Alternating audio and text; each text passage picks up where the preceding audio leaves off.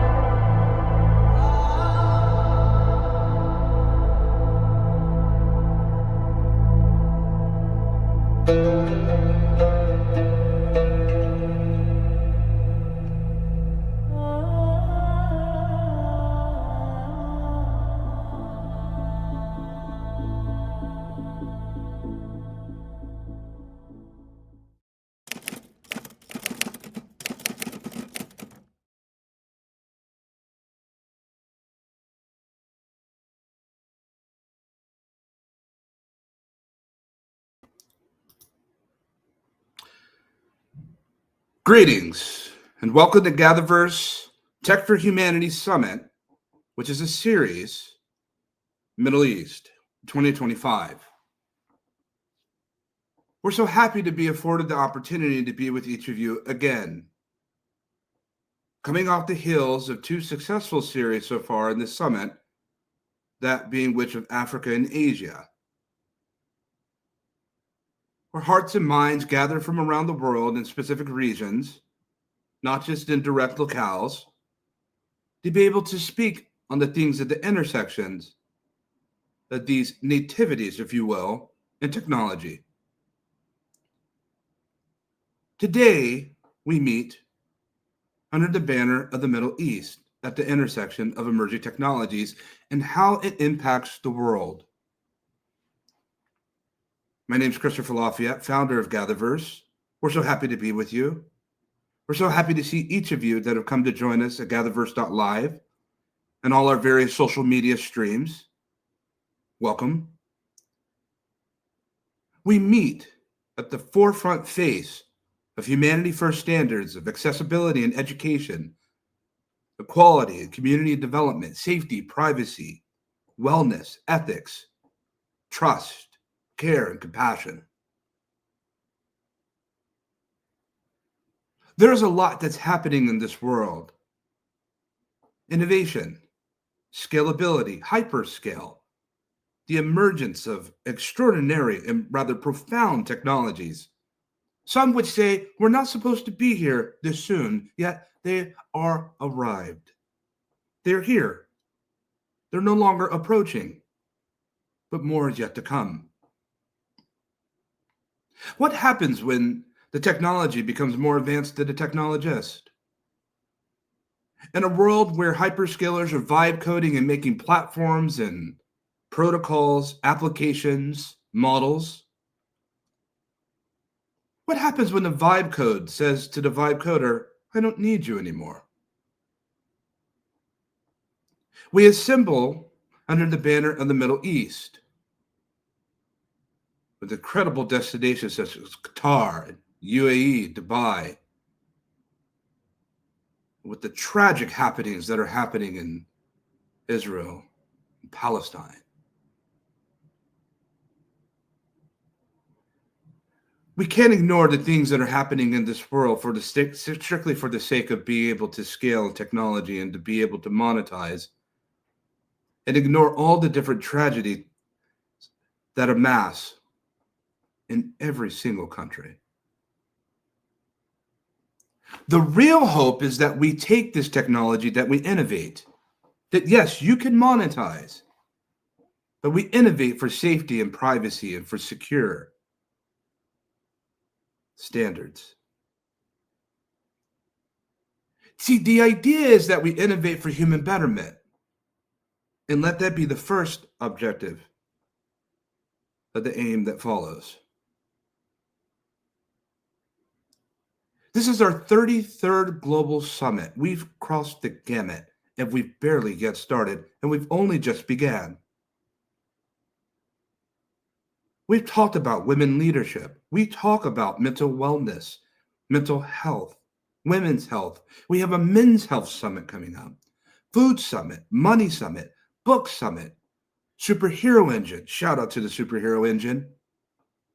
AI summit, GatherVerse 2026, 5th annual summit. Why?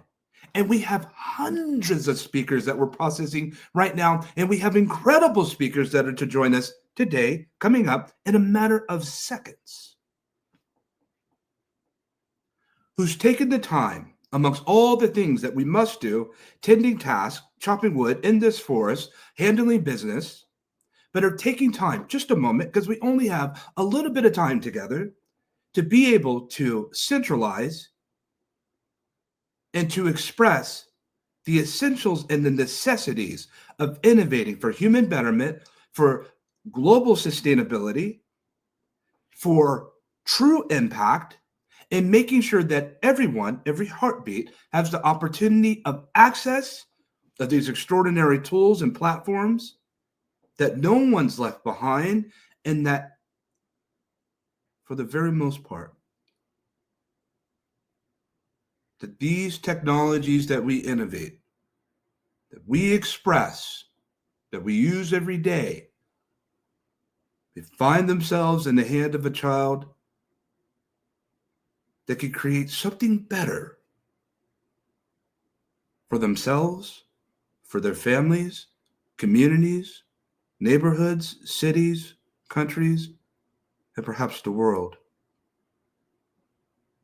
We're in a time where the machines are speaking back. Extended chain of thought reasoning, long enhanced memory, visualizations that are almost and near undetected by human sight, hyper-realistic immersive simulations, real-time augmented projections, human resolution standards, the perceptual science goes on and on. And the reality is, this is the world we live in, this is the world we're headed in, but we must always remember that humanity is first, that we preserve human expression at a time where we're talking to machines more than ever. And more importantly, that we take time to assemble, whether in person or behind digital pixelation, that we take advantage of this opportunity while we yet can, and while we have the liberties too, because there are some in the Middle East and here in the United States, in Silicon Valley, that do not even have the opportunity, the freedom, or the liberty, or the financial means to simply get on this stage to say, may our gather be well.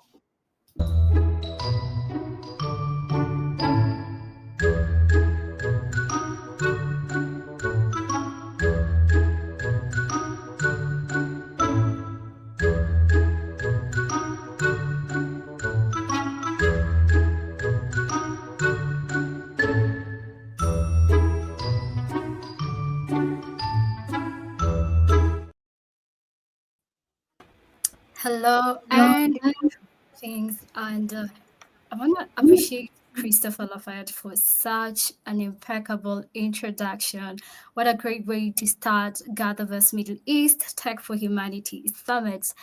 And we are going to talk about the way of life guiding AI through culture, human living, and safety. With me, I have an expert group of panelists who are going to help us demystify this topic.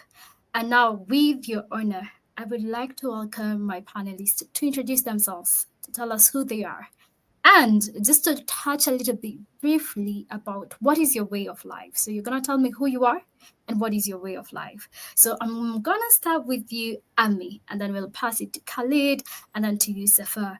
Ami, you're welcome. Wonderful. Thank you so much, Lynn. I'm Amy Blankson. I'm the Chief Evangelist for the Digital Wellness Institute, and I sit on the Harvard Council for AI for Human Flourishing. And my way of life is leading first with the heart and second with the world's good in mind, trying to create the best with technology that we can and using it for its best and highest purposes. Wow, we welcome you once again. It's nice to see you. Khalid, over to you. Thank you very much. My name is Khalid Al Gaoud. I'm from the Kingdom of Bahrain. I led my family foundation and also the chairman of Bahrain Corporate Social Responsibility Society. I worked as well in supporting victims of human trafficking through the National Committee. And as well, I worked with the higher educations for the internships opportunities in corporates. Oh, wow. I'm very happy to have someone from Bahrain. I look forward to learning more of your perspectives. Safaa, over to you. Happy to see you once again. Your mic, please. Kindly unmute. Unmute. Okay, can you hear me now? Yes. Okay, at the beginning, I want to say nice to meet you today. I am Safaa Alattar from Syria, and I live in Malaysia currently. I am a business development manager. Also, I am AI and digital transformation trainer. I provide the training in AI in several centers here. Add to that, I am a growth director in Provision 360. Wow, we're happy to have you here. Now, let's put things into perspective. I was looking at a statistic on World Bank relating to this topic that we are talking about. And the statistic is that majority of the AI models, let's not say the majority, 50% of the majority of AI models are trained on English. Now, here's the most interesting part.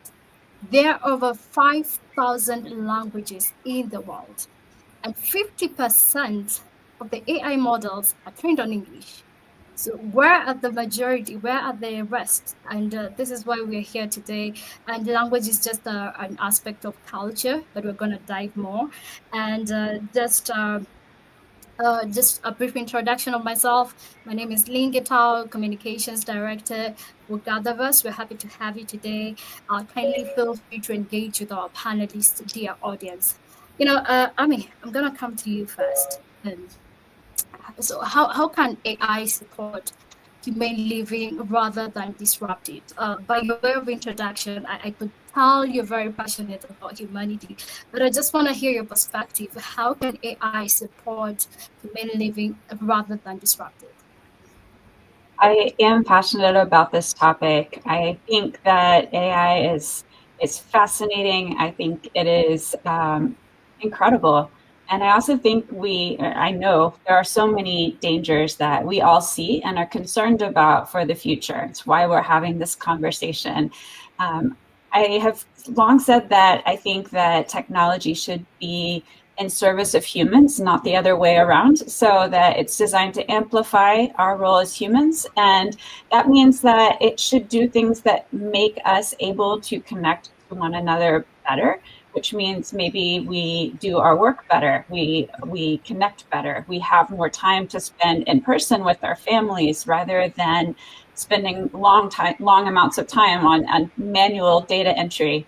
But I also think it comes back to that in order for us to support humane use of AI and for it to support humanity, we have to make sure that we are not creating more of a gap in society by leaving some people behind. I speak to audiences all the time where we find that individuals are either very into AI and very familiar with it, and on the other side, people who have never tried it, know nothing about it, are afraid of it.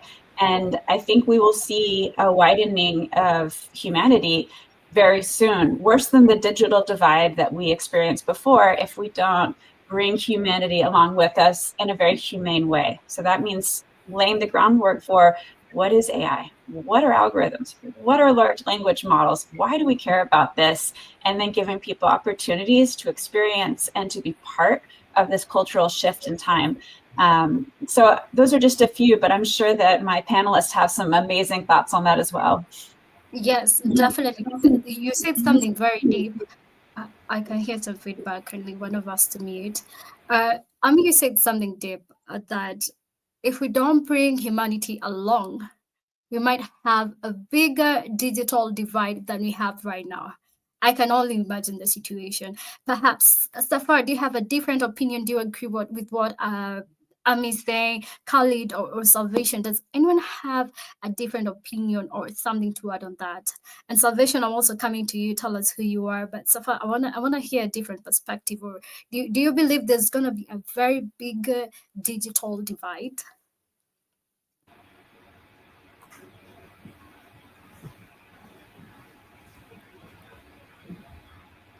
Yeah, Safar, can you hear us? Yes, okay. Can you repeat, please? Yeah. Yeah, maybe there is interruption in the voice. Can you repeat, please? Sorry.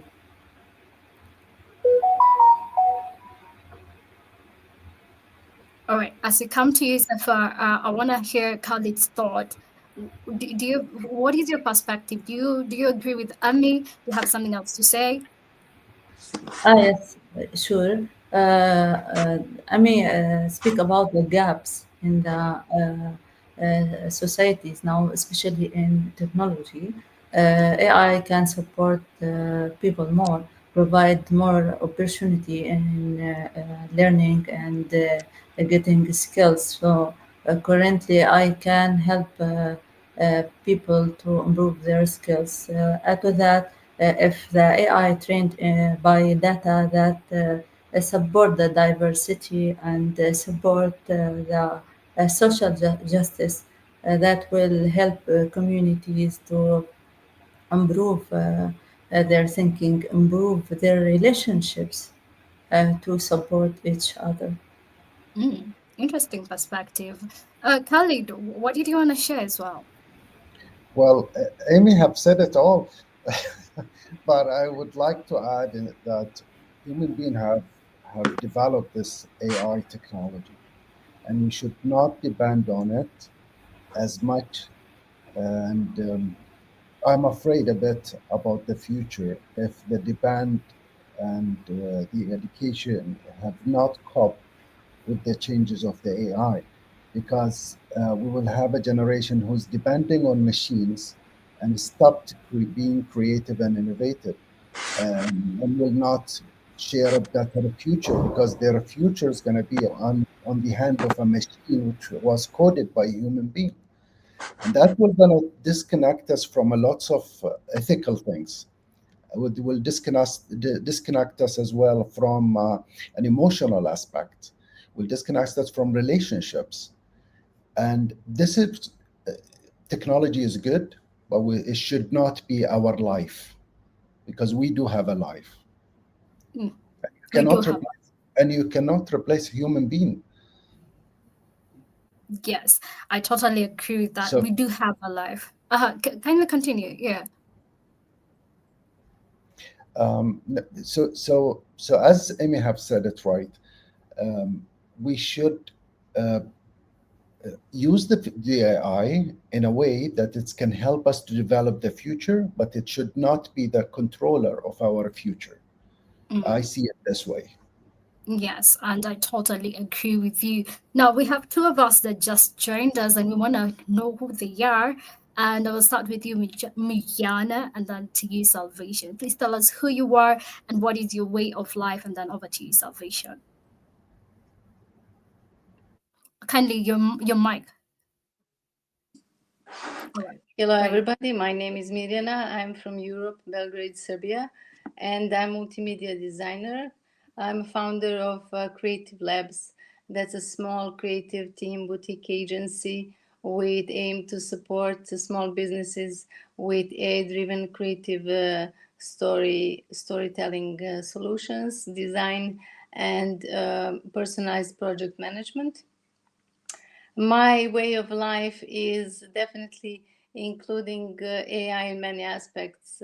I have an IT background and I'm a creative person by default. So everything is about being creative and using technology. So I really welcome and I'm happy to be a part of all this AI wave and having opportunity to use AI in my creative work. Well, we're looking forward to hear about the creative aspect, and thank you for joining us. Over to you, Salvation. Hello, everyone. My name is Salvation Chigereoka, and it's so nice to be here. I am an operations manager and product manager at Eachblock. It's a software development agency where we help founders and entrepreneurs generally build out their ideas. I'm based in Lagos, Nigeria, and aside that, I'm a writer. I write poems and short stories as well. Also on the area of AI, it's a big part of my work. I also integrate it in my work, my day-to-day work, and it's been helpful. And I'm also excited in exploring the field of AI and education and see how it helps learning development here in Nigeria as well. Mm, Yeah, very thanks. interesting. We're very happy to have you as well. Now, I'm coming to you, Salvation, since you were earlier here with us, and this goes to you. How do faith, tradition, and culture influence the way AI is received and integrated into society? I also welcome different perspectives, but let's hear from you, Salvation. Yeah, I would say that when AI is designed with the concept of human morality, it's easier for faith and tradition and culture to fit in. If we can have more AI products that is being designed with the ideology of that, oh, these are the things that a certain group of people believe in, and we expect that, and then I think it will help in terms of faith and in terms of tradition. If I go to my chat GPT and I believe in a certain religion and I go ask questions and it's really responsive, I feel good using ChatGPT to communicate some questions about my religion. And same thing as my culture, like where I come from. When I ask ChatGPT, do you know this about my culture? And it says no, I don't feel good about it. So I believe that when we keep designing AI to recognize human culture, human values, human morals, it also promotes faith, tradition, as well in the general scope, and it also helps humans and we people to adapt to the usage of artificial intelligence in what we do in terms of tradition and culture. And on the long term, when we have the younger generation tend to use AI tools, and then they ask questions about some certain moral stance in regions, and they get something similar to what their parents would say in the house. That way also promotes um, faith, tradition, and culture in that angle. So I would say that if we can have more AI tools designed for us, Mhm. I think it would promote what we believe in terms of faith, and also Yeah. promote culture in general as well. Hmm. Thank you for that perspective. Mariana, I want to drag that thread to you. Do you want to add something to that? And do you believe that AI enhances faith, tradition, and culture, or is there a disparity? What's your thoughts on this? Yes, definitely. It influences, but we need to think about positive aspects and how we can use AI's power to influence the culture and how to integrate AI into society. I think that integration of AI into society is never culturally neutral, and the way to include it is with different projects where we can include AI, which can preserve heritage. For example, in Dubai and Middle East, there are many projects like this. I think on the level of UAE, there is Arabic language AI dictionary containing over 20 million Arabic words. So it's preserving Arabic language and culture. There are a few many projects in this sense, but they're all aligned with Dubai's, for example, wish that everything is digitalized and that AI is used in different aspects for different purposes. Um, so we can, when it comes to a creative aspect of usage of AI, to support uh, preservance of the heritage and inclusion of AI into the culture, and as a support is to include it through different heritage projects. For example, if you use AI for I think there is in Dubai something like Sarug Al Hadid. That's a project for mapping the ancient archaeological site in desert. Many projects, and immersive storytelling also is a way to include AI into the culture and heritage. Hmm. Wonderful. I just learned a lot with that single statement. You know, Miriam has mentioned a lot of projects and heritage projects that are happening. Perhaps there are more happening in the world, but I also want to build this.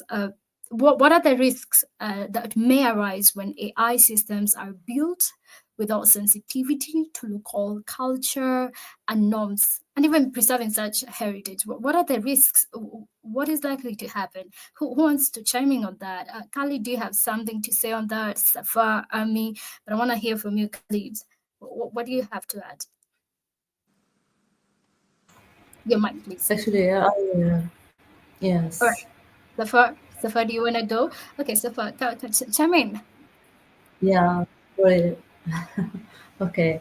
About the risk, if you want to speak about what if AI ignorance the society or social culture, we can say that make more gaps between cultures. Also, that will make the people have an environment that is not healthy in general, because that encourage people to uh, be far of justice in general. Also, that risk make the minorities worry and is not in safe environment in general. So yeah, I think this point is very important, because the AI should be built by data that respect all cultures and provide details about respect all traditions. Mm, right. Safaa, you highlighted that quite well. And Khalid, I want to hear your perspective on this. What are the risks? Well, let me give you the answer from our start when we founded the CSR Society. You know, the foundation for the CSR Society was the environments, the economy, and the social. But we added a fourth component, which is exactly what you're talking about today. It's the culture. And because every let's say country have its own culture, they have to maintain it. And the machine, which we're going to call it AI now, is fed with the information, but it should not design the future or the culture of countries. And if the feed or the information or the codes was not right, it will monopolize the future, because after 30, 40 years or 50 years, you will have a new generation living in this earth. So they will not going to be knowing the real culture or the real history, and they will just depend into what the AI have been fed as information. So this is where the risk is.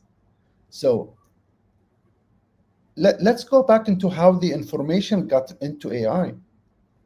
The information was just a feed, a research feed have been given and then coded to to go there and to the background brain of the AI and give you, as per the information that is have been fed, an answer.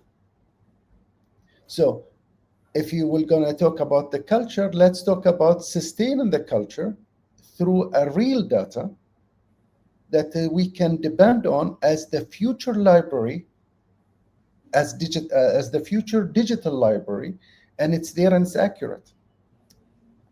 So it's very sensitive. AI is making a lots of people life easy. It's give us a lots of solution, but how accurate is those solutions? That's the Mm, question. mm. And I want to follow up your question on that. What, you know, accurate information. So how do we make sure that the kind of data we feed AI about our culture is accurate? Do you have an answer to that? Anyone who can chime in on that? Amy, I see your hands. Please chime in on that.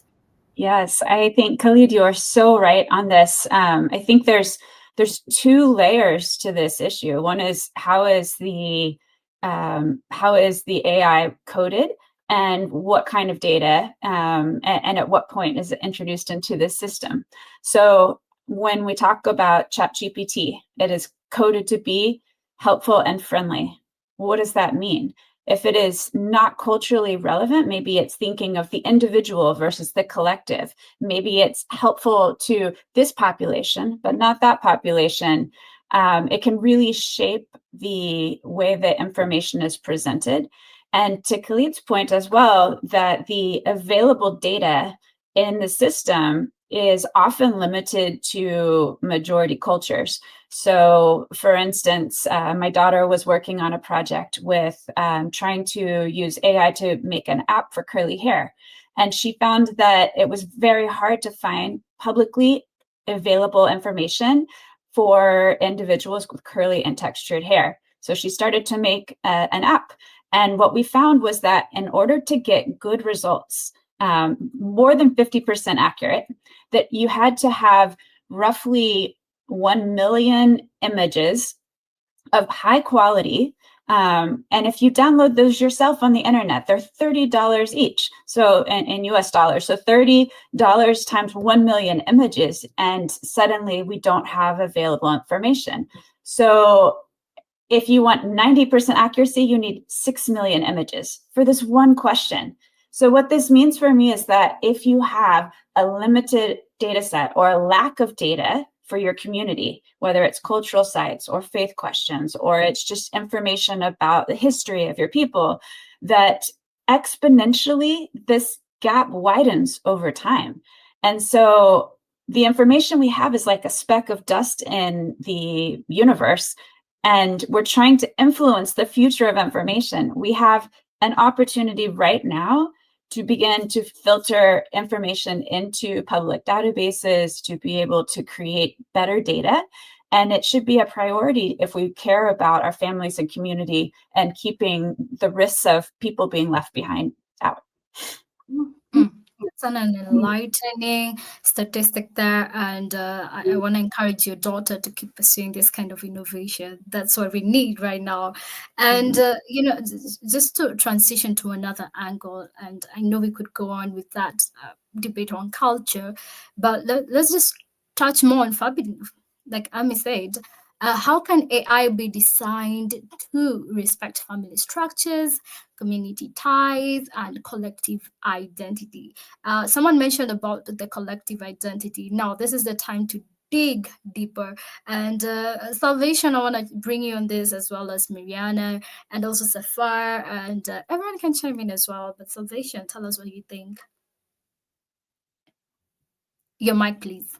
Yeah, thank you. I like that we've been touching base on values, morals, and then the whole cultural thing. And then when it comes to family structures and community ties, I think it's all based on the family unit first, and then it also second round to morals as well. So I would say that for we to design AI tools, AI apps, AI learning platforms, we need to understand the fundamental family values.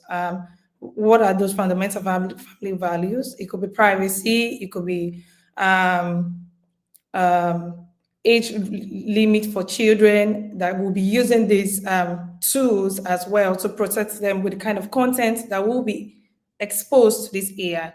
So I think when we recognize the values first, as in a family unit, in a community sense, and then we can be able to feed this AI accurate data that can protect the users. That's my take on that.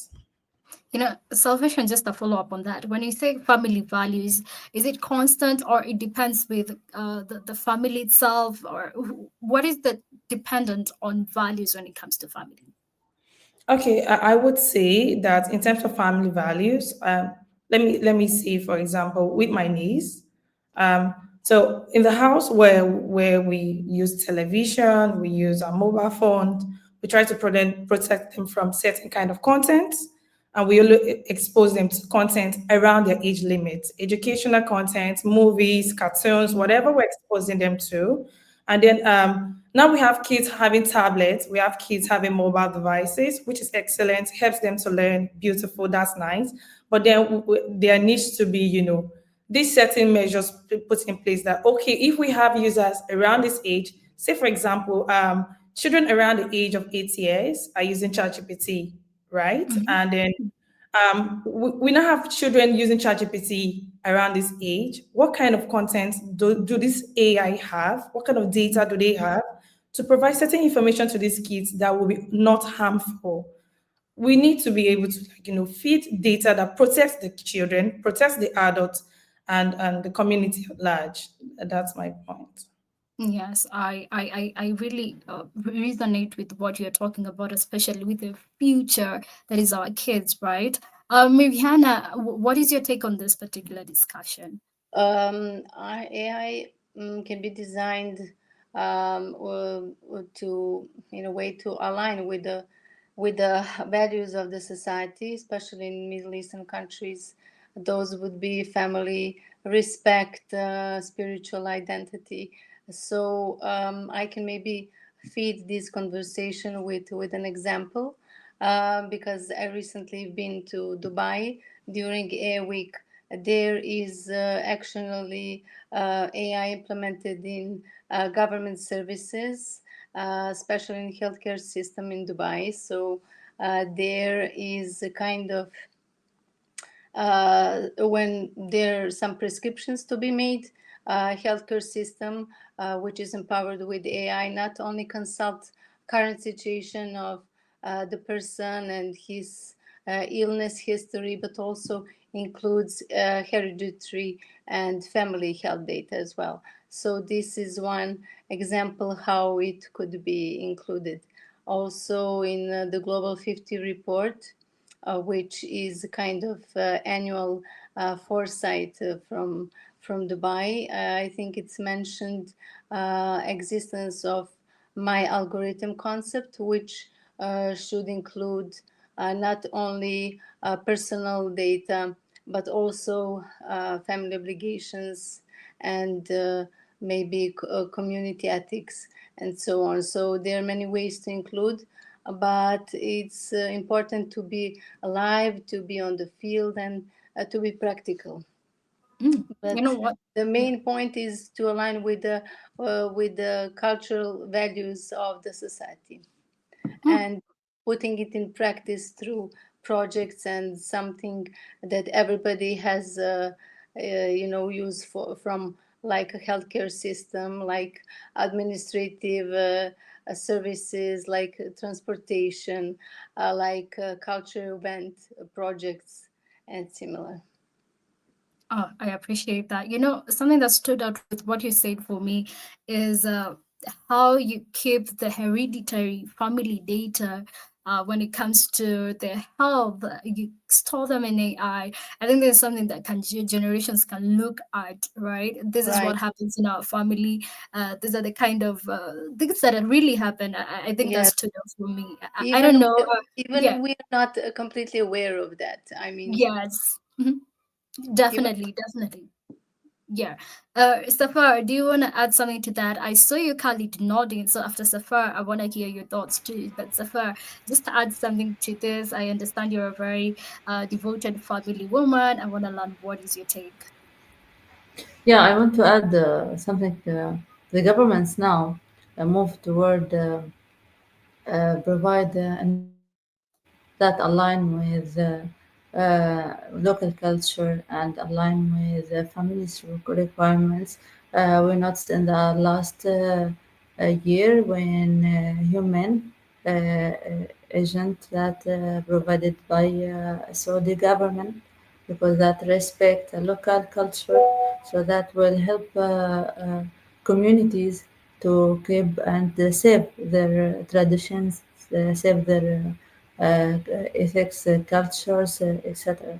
So that will be very helpful if we have agents that align with our country's cultures.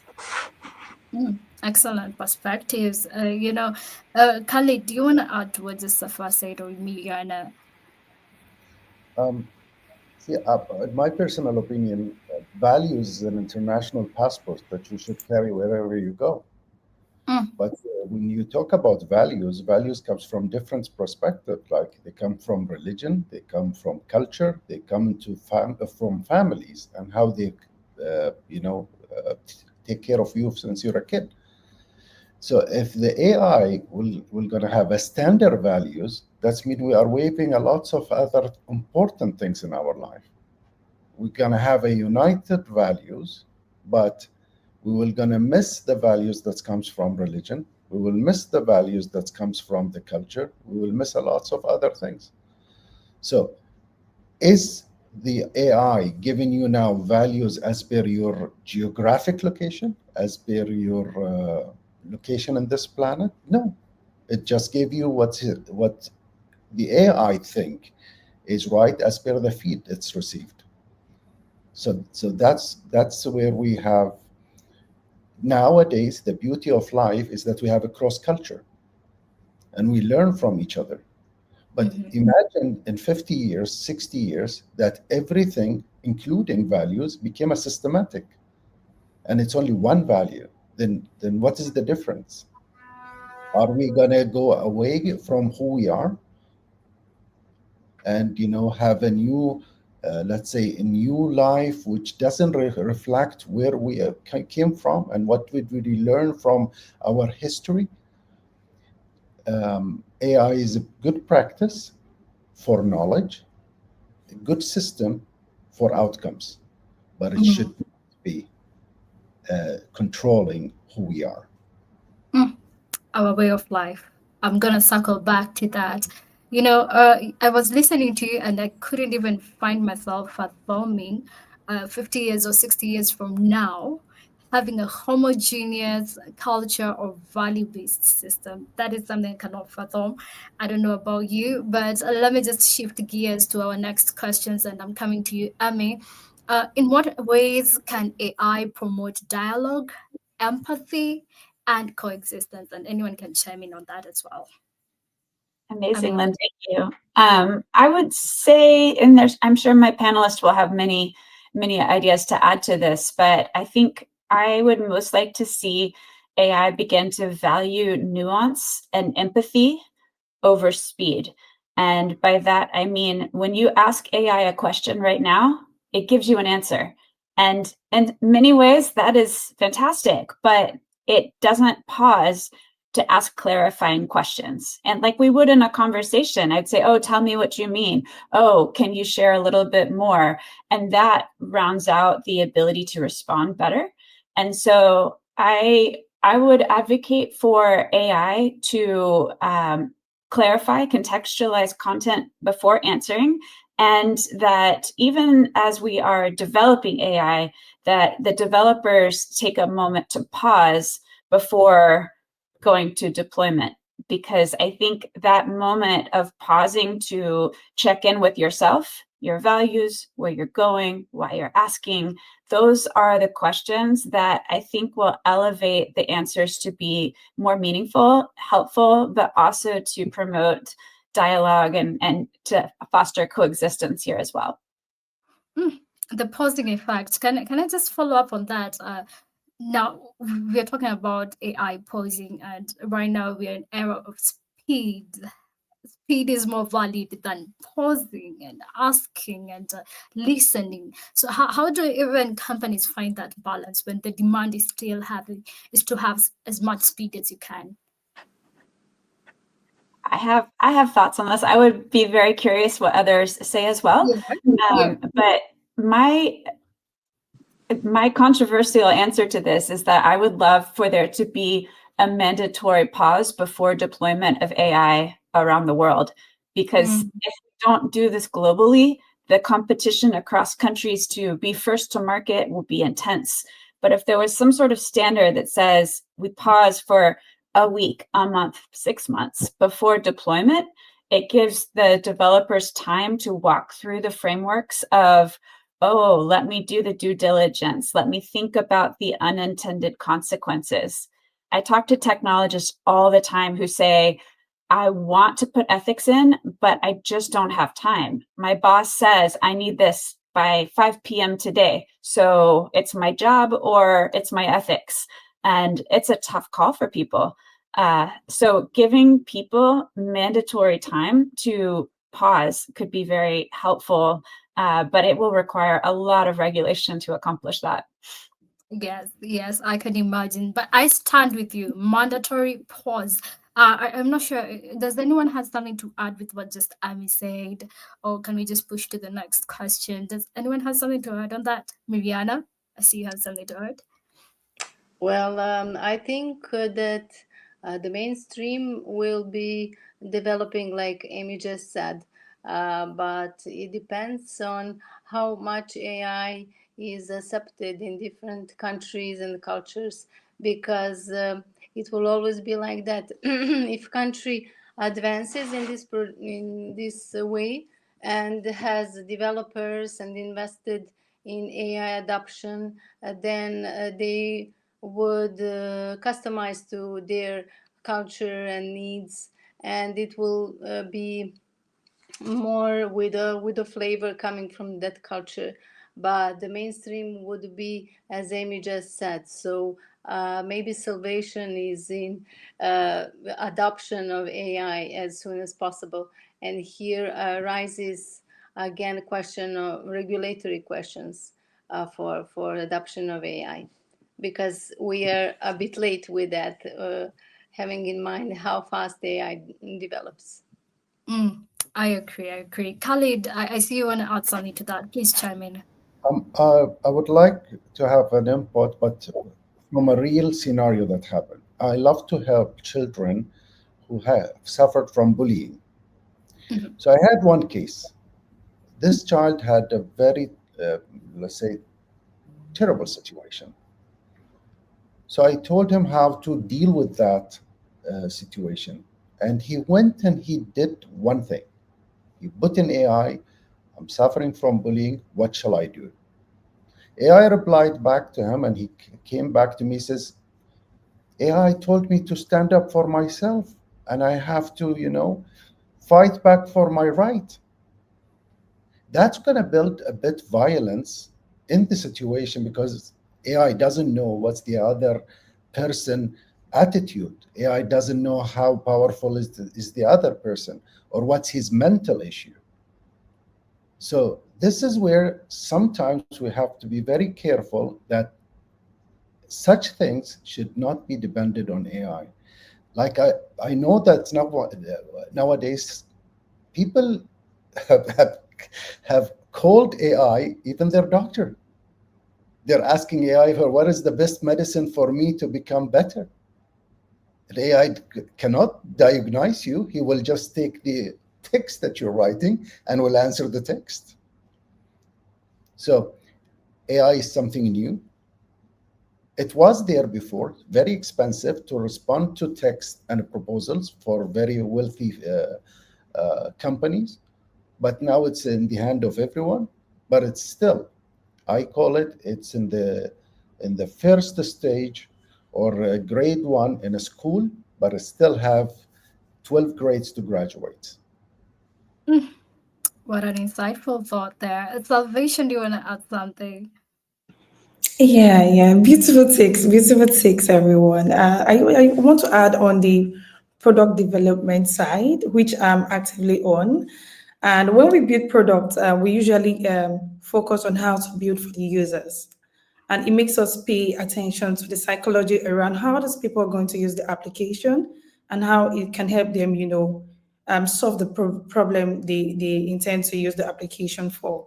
So I would say in building AI tools, the human first approach is very crucial, and that's what Amy mentioned. The rush to just deploy, it's a general development thing. We just want to put that product out there in the market and show, oh, hey, we have this now. But I think when it comes to AI, we need to slow down. I then think that because we're building a tool that is more for people, that interacts with people, we then need to consider the emotions and every other thing involved in the human psychology of human interaction with this tool. So on the development side, we need to slow down. We need to build with the empathy because people are using this tool, and it's very important that I go anywhere in the world. I can be in Lagos. I can use an AI tool based in Lagos, and it relates with me like a human being. And I go down to Egypt. I go to Dubai. It relates with me like a human being. It's very important. We build with the human first approach. Yeah, that's my take on that. Yes, just like we said here in GatherVerse, humanity first, and I couldn't echo more than what you just said. I want to move us. I want us to move to the ethics and principles side of things. What principles should guide the ethical use of AI in conflict and prevention and peace negotiations? This one I want to hear from you, Safar, and I also want to hear from anyone who wants to chime in. But Safar, tell us what you think. I think there we have international standard. So if the AI trained to respect and the standard, human rights, international law ethics, that will prevent from the conflicts, from the wars, also help to have a more peace environment and safety for people. I know this it's maybe uh, not easy to achieve that. But yeah, AI can help and support prevent conflicts in general internationally. Hmm. Hmm. Hmm. I see that happening too. Does someone has something to add? Candid, I see you smiling to that. Do you want to add something? Well, I just have the general thing, which is I wish that AI gonna build peace more than advancing weapons for wars. Um, we know all that when AI take a larger demand in communities, lots of people are going to lose their jobs.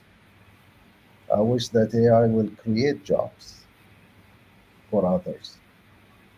Um, as I said, I love to see AI positive contributions to human being more than it's gonna be utilized in wars and weapons. Mm.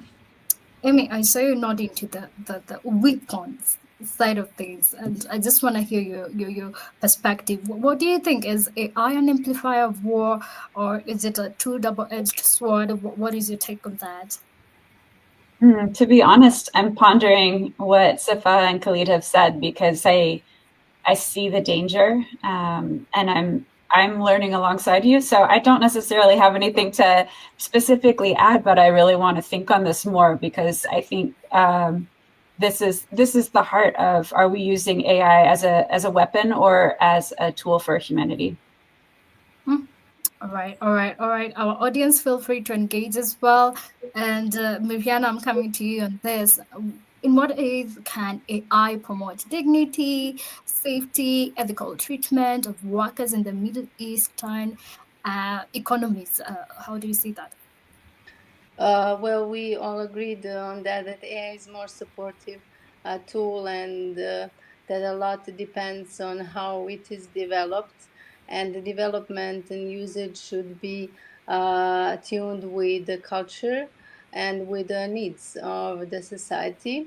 In Dubai again, I'm mentioning because I have fresh memories and I read the Global 50 report, which is envision and how Dubai sees development of AI in future.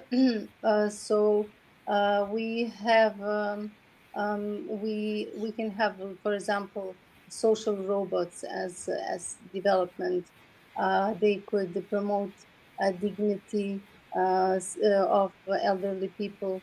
We already have in practice for workers in government agencies that AI could be used for job matching, could be used for auditing wage preferences, for scanning security gaps in the working environment and similar. Also, by default, as we agreed, AI is developed on a large amount of data. Those data could be also from small countries and cultures, so it can help them not to be marginalized if they exist and work in Middle Eastern countries. Also, AI is very powerful and it helps to small businesses, small creators, freelancers, empowers them so much so they have more opportunities, business opportunities, and better options to be seen, peer visibility. So all this adds to promoting dignity of workers in Middle Eastern countries' economies. Hmm, interesting. You know, Khalid, I just want to even connect with what Miriana said. Khalid raised a concern of AI taking a lot of jobs, and Miriana is it's adding a perspective that with AI, I think small businesses can scale faster. When small businesses can scale faster, they can employ more people, and there's also an aspect of countries. I'm in Kenya, and there are people who are living off feeding AI. That is their job. That is what they feed their families with. That is what they pay their bills with. And that is because of something called AI. but there are so many angles to this, and I just want to hear everyone's perspectives on this. And we'll start with you, Ami. You have something to add on that, and then Salvation, and then to you, Khalid, and then to you, Safaa. But Ami, what is your take on this? So, Lynn, can you rephrase your question so I make sure I understand? Yes, yes. So, in what ways can AI promote dignity, safety, and ethical treatment of workers in the Middle Eastern economies? Okay, perfect. So yes, I mean, I think AI is really good at surfacing where there might be vulnerabilities in a system. So whether it is safety conditions in a process, so if it's people or workers in a factory or people who are getting slow delivery of very necessary supplies, that from an operations perspective, AI is amazing. It is theoretically possible to improve hiring practices to make them more fair or to help you to prepare so that you can get jobs better. But I think that the key here would be understanding where we're going to put humans in the system, whether they call it human in the loop or human out of the loop or human in command. Like if you were going to map out what's happening in an economy or in a system, I would say if we could be very strategic about where we put those people and making sure that we're training them well to oversee AI, that's one of the best ways that AI and humans can partner to improve workers' ethical treatment. I'm sure Khalid also has ideas about flagging exploitation and being able to decrease trafficking. There are a lot of possibilities where when we have information, we can do something about it, that I think is really important. Amazing. Salvation, what is your take on that? I do know there's so many people, especially in Nigeria, who have gone to the Middle East to explore opportunities for working. Have you had experiences, and what is your recommendation on having safety, dignity for workers? Yeah, I would say yes. We have several Nigerians living in the Middle East, and I would say it's beneficial, especially to foreigners in the Middle East, where they have a system where AI helps them to onboard easily. You know, informations like that can just help foreigners on board easily, put them through with the work ethics there and all that. So that's where AI can come to play in helping work in the Middle East as well. And in terms of communication, we see a lot of AI tools translating languages and all that. That's also a part of making work easy or easier in the Middle East as well. And yeah, that's more like what I can say on that. Yeah, I appreciate your angle. Khalid, what do you suggest? What is your take? I think uh, education should be really advanced at this stage because without advancing the education and doing it and making it to cope with the changes that AI is having, we will have a future, which I'm sorry to say, that lots of people will not be able to cope with the technology. Tomorrow, if you have robotics, you will have big gap between those who can maintain the robotics and people who don't know how to program robotics. You have farmers nowadays, but tomorrow you will have robotic farmers. Mhm. So those people who is doing things with their hands, where are they going to go? What's their job going to be? So yes, there is a new generation coming. So those new generation have to have the proper education and the proper tools for them to cope with the changes. The world is moving very fast. Our and the human expectation is moving fast with it. And due to this, that we call it, well, I call it the bullet speed. If changes is not coping, we will gonna be ending up with half of the world, if it's not more. They can't do what they're doing today because robotic, AI, and a lots of technology have to take over a lots of things. So I'll just summarize it in one thing.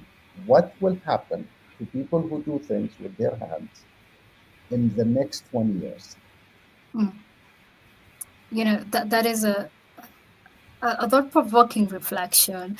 And if I may mention, there's a post that I think it's Christopher. Christopher made a post yesterday or some other day, and he said the biggest infrastructure for AI is not even the systems, it's education, the teachers, because that's the gap between where we are right now, the people who work with their hands, and the people who are coming to collaborate with machines. And I just found it that it made a lot of sense. And thank you for echoing that. Safa, I'm coming to you. Can AI technologies help preserve endangered languages and cultural practices in the Middle East? And how do you see that happening?